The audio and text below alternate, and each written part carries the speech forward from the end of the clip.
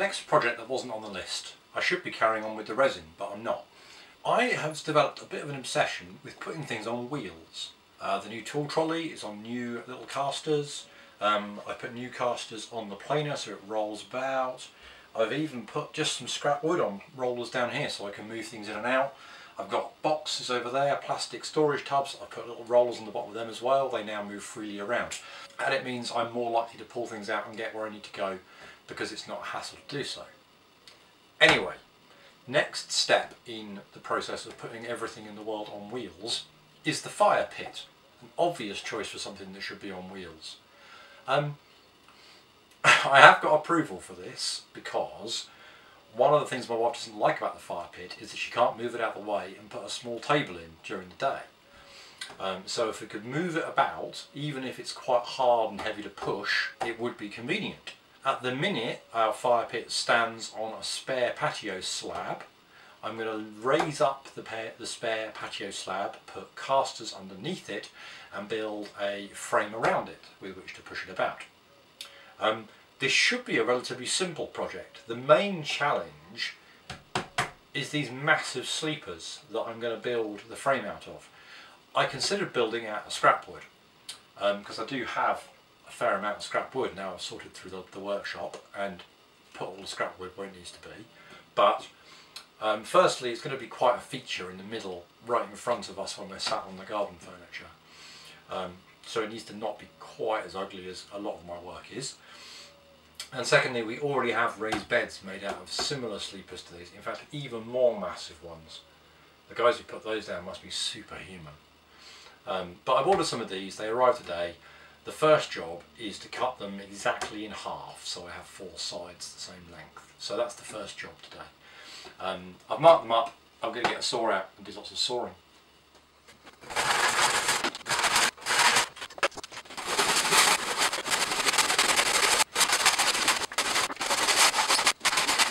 If only we had machines that could saw for us, huh?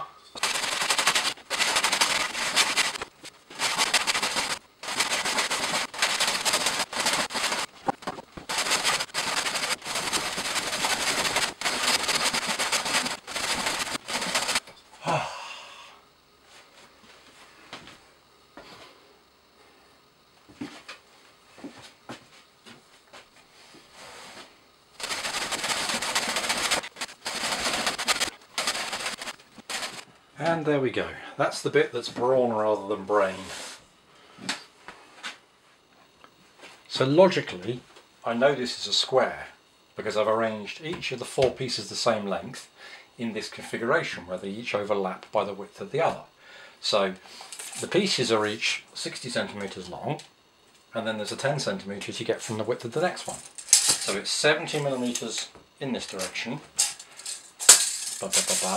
and 70 millimetres in that direction. It's a square. The interior space is 50 by 50, but my brain just cannot see that as a square. I can only see that as a rectangle. I've checked it so many times now. I've put the cut ends inside here so that I can glue and screw them, and that will help deal with the fact that that's now exposed wood rather than fully waterproof timber. Right, time to grab the paving slab and see what we can see. Okay, first off, this paving slab is ludicrously heavy, but it's up here now. I'm going to try and manoeuvre it into place without breaking any of my fingers, which should be fun. Possibly put that down, never to be picked up again. It's 5 centimetres.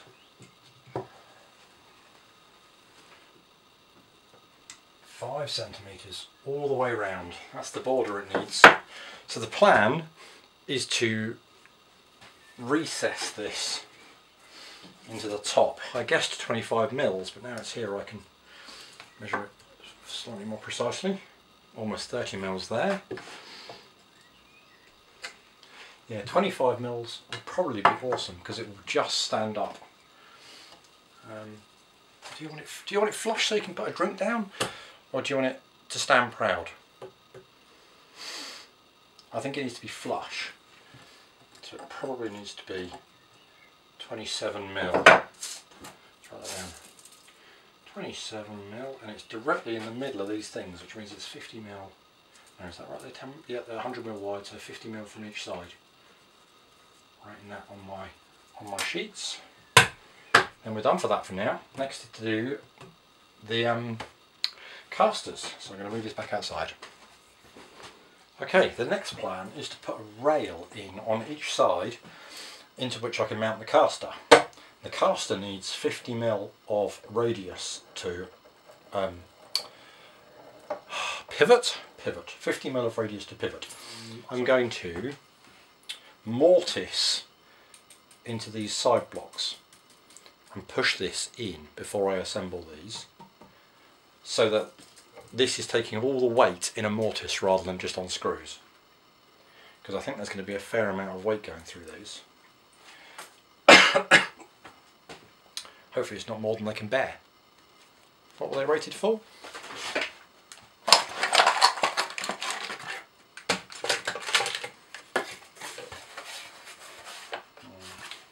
Doesn't say. I've got a feeling it was either 50 or 100 kilos though.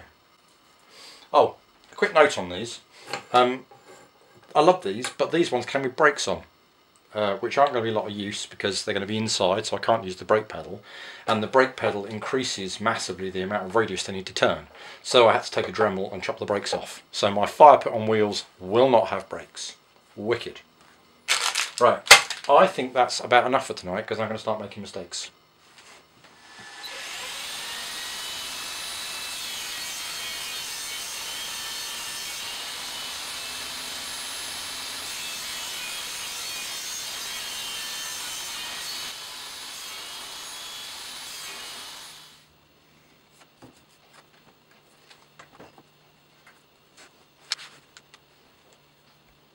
Okay, so here's what I want to happen. I want to mortise a pair of holes on each side of the square into which we're going to put this bit of wood. I'm using the router to do the mortising with this bushing guide, and I have a little router bit, hopefully doesn't look very in the middle, but in the middle of that bushing guide, which is going to cut away the material. I want a hole as big as the piece of wood, but I need a guide that's bigger than the piece of wood but smaller than it by the distance between the bushing and the edge of the cutting blade, which should be that amount of space that I 3D printed. And then I've put the 3D print in between some flat bits of wood, which I just cut and glued together with a bit of tape to give it some smooth bits at the joints. And in theory I can just run my bush guide along here to mortise out the exact size space I want. And if my maths is right, that's a big if, I'll end up with a mortise just the right size. What do we think? Right on the first attempt?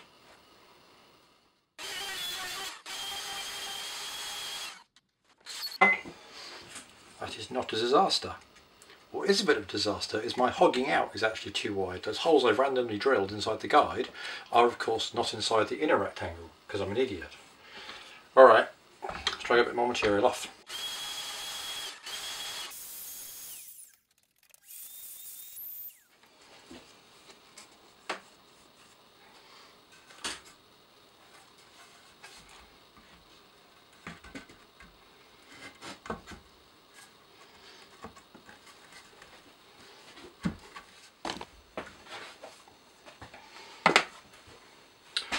Well, I think my conclusion is my mortise joint is great on the length, but just a fraction narrow, which is super annoying. But I can make it a revision, that's okay. It'll be quicker in the long run to make a new jig.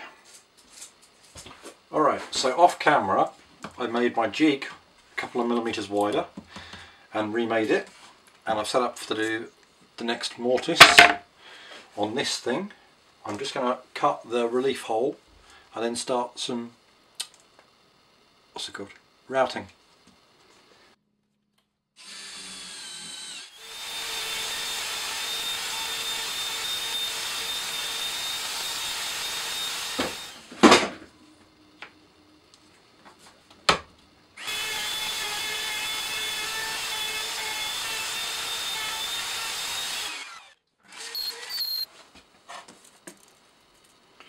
Okay, so that mortise slot excuse me. So that mortise slot is coming along. I've still got a bit of depth to go, but I've got to go feed some hungry kids, so I'll come back to this later.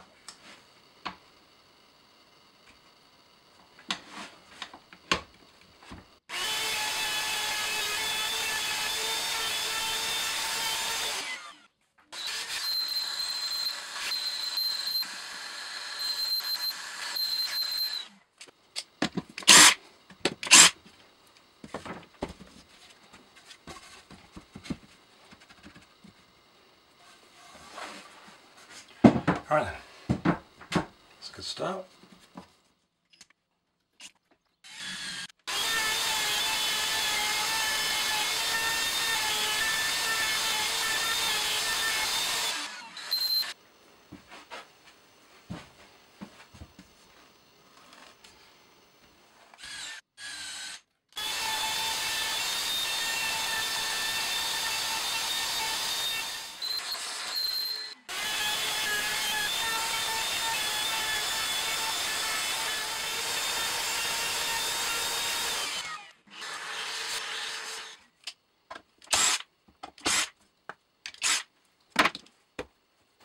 Right, so there we go.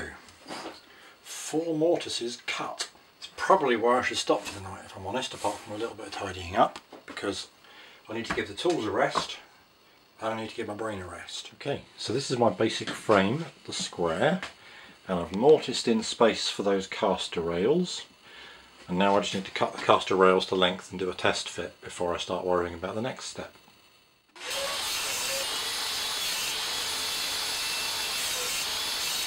There we are with my caster rails, which should fit into the mortise slots on each side, allowing me to bring the frame together. There we go. So imagine that's the ground. Yeah, it'll be just off the ground, which is just right. Okay, so all I really need to do now is to cut a step from here to the end, back the amount I marked on top. But it's quite a volume of material to remove. I could very patiently route it all out, that's one option. Another option is that I could route the top edge here as a back mark to give me a nice smooth edge, and then down to quite a depth, and then I could circular saw along here. I could circular saw along both lines, trying to get a nice straight cut. I don't quite know what's going to be best. The circular saw doesn't like blind cutting when there's not somewhere for the tooth to come out. It creates an awful lot of resistance. So I could, yeah, but I need to route her in quite deep to give the circular saw a chance to cut, and I need to stop at that end.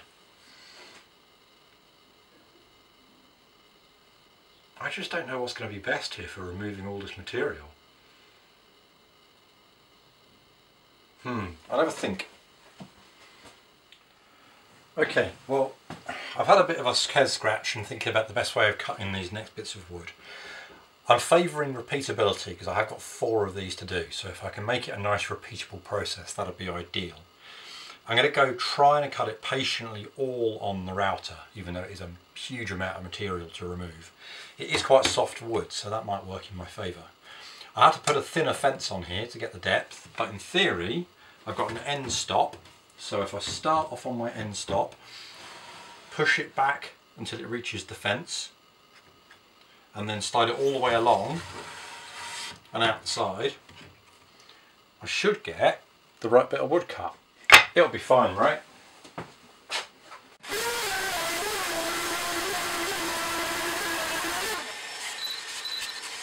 Aside from being very slow, that has worked perfectly. Should see if I can remove this front section now.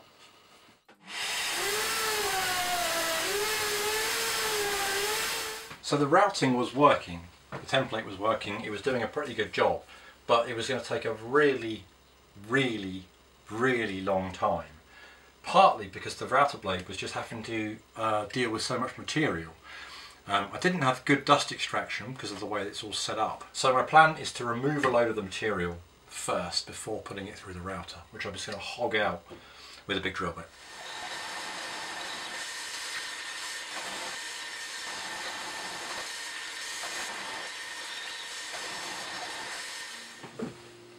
Okay, well now that I've hogged out a whole load of the material here, I'm hoping I can get away with fewer large passes on the router.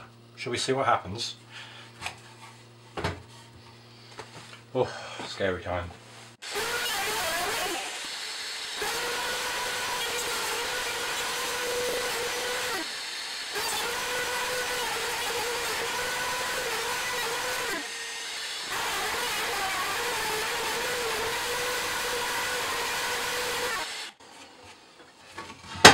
Okay.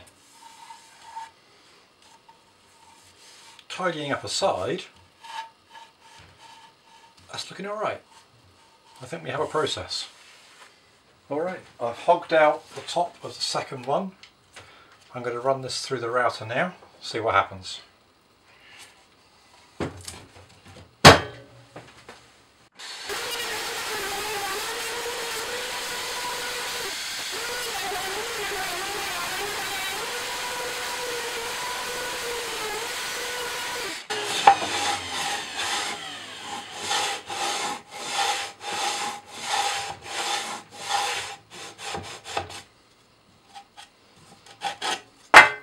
Alright, I've hogged out sleeper number 3.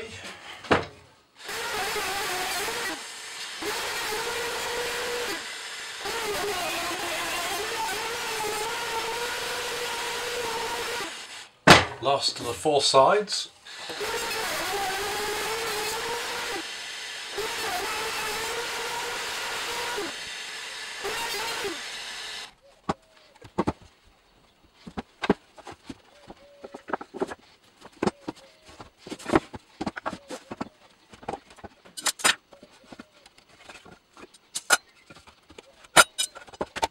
So my plan here is to essentially tack it together with these angle brackets and then put the enormous fixings in.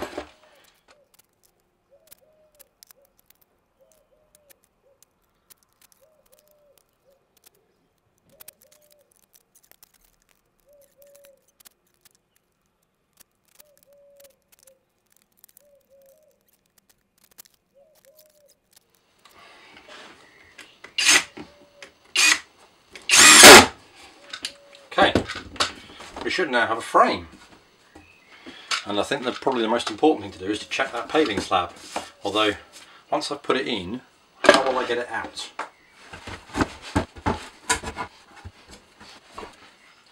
Alright, so you cut that all a bit small.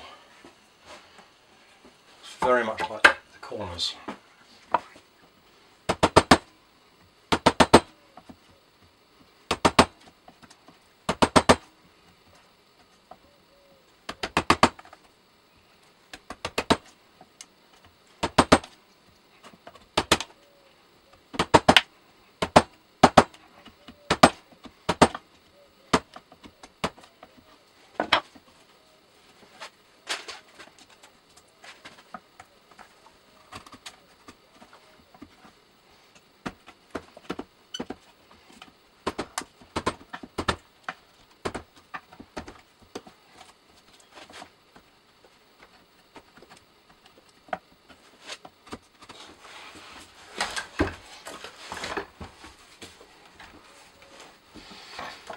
God, that's heavy.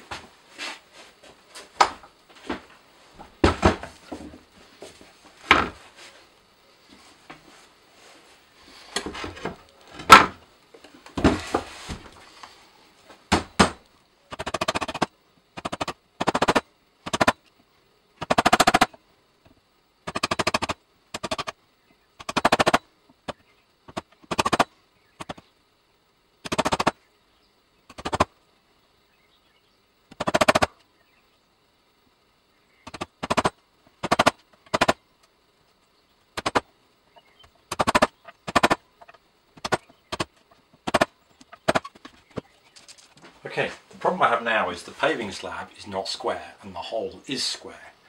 But I think with a bit of relief it will wiggle in. So my plan is to get it ready to assemble by putting the fixings and the holes for the fixings in, and then to assemble it around the paving slab, sort of pinning it in place. I have a really long drill bit to pilot these fixings. I need to make sure it goes quite straight, at least front to back.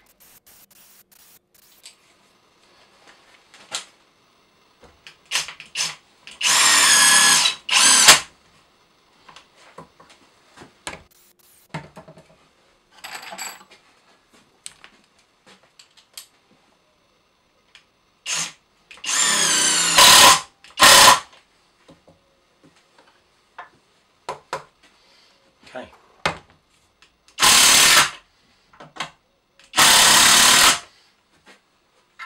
Put one corner together. I'm going to call it there because it's late.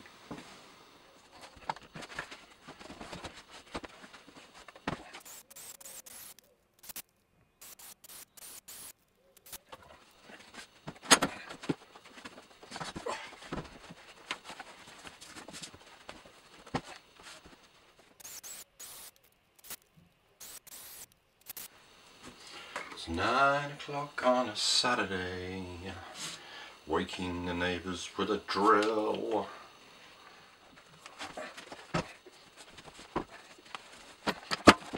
Last one.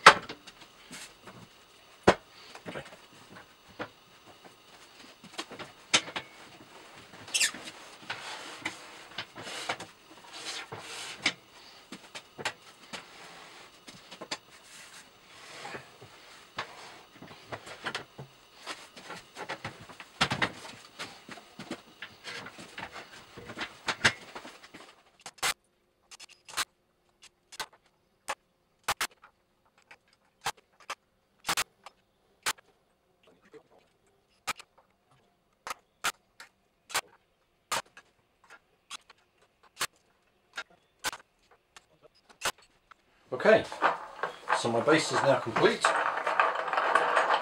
Got 4 casters that rotate on these crossbars that are mortised into the end of these. 2 of the corners have these supporting L-laps on. I had to undo 2 of them so I could skew the frame, bring it back together with the side bolts so I could get the paving slab in. This thing is going to be wildly heavy, so I'm not going to attempt to lift it on camera. I need to concentrate on what I'm doing. But I'll show you what I'm doing with it outside in a minute.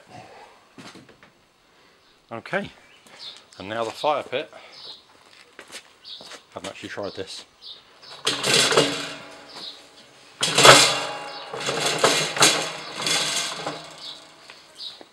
Can be moved around while staying on its patio slab base. Thanks for watching.